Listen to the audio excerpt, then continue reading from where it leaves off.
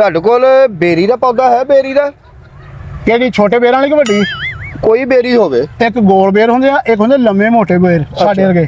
ਉਹ ਬੇਰੀ ਹੋਵੇ ਜਿਹਦੇ ਚੋਂ ਮਿਸਾਲ ਦੀ ਸੁਣੀ ਨਾ, ਬੇਰੀ ਲੱਗੀ ਹੋਵੇ ਤੇ ਘਰ ਵੱਟੇ ਆਉਂਦੇ ਹੀ ਆਉਂਦੇ ਆ। ਅੱਛਾ, ਬੇਰੀ ਉਹ ਚਾਹੀਦੀ ਵੱਟੇ ਵੀ ਨਾ ਆਉਣ ਤੇ ਬੇਰੀ ਦੀ ਛਾਂ ਵੀ ਜਰਾ ਚੰਗੀ ਤਰ੍ਹਾਂ ਹੋਵੇ। ਗੁਲਾਬ ਦਾ ਫੁੱਲ ਹੈ, ਇਹਦੀ ਖੁਸ਼ਬੂ ਕਿਉਂ ਨਹੀਂ ਹੈ? ਇਹ ਮੇਰਾ ਖਿਆਲ ਆ ਫੁੱਲਾਂ 'ਚ ਖੁਸਰੇ ਵੀ ਹੁੰਦੇ ਆ ਨਾ, ਕਿਸੇ 'ਚ ਨਹੀਂ ਹੈ।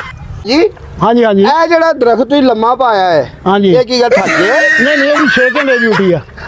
ਕਹਿੰਦੇ ਕਿ ਜੇ ਪੌਦੇ ਲੱਗੇ ਹੁਣ ਤੇ ਬੰਦਾ ਤਰੋ ਤਾਜ਼ਾ ਰਹਿੰਦਾ ਹੈ। ਹਾਂਜੀ ਹਾਂਜੀ ਇਹ ਬੜੀਆਂ ਲਾਲੀਆਂ ਭਖਦੀਆਂ। ਹਾਂਜੀ ਹਾਂਜੀ।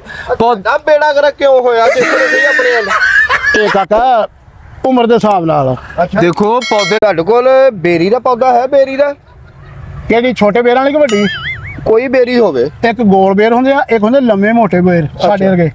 ਉਹ ਬੇਰੀ ਹੋਵੇ ਜਿਹਦੇ ਚੋਂ ਮਿਸਾਲ ਦੀ ਸੁਣੀ ਨਾ, ਬੇਰੀ ਲੱਗੀ ਹੋਵੇ ਤੇ ਘਰ ਵੱਟੇ ਆਉਂਦੇ ਹੀ ਆਉਂਦੇ ਆ।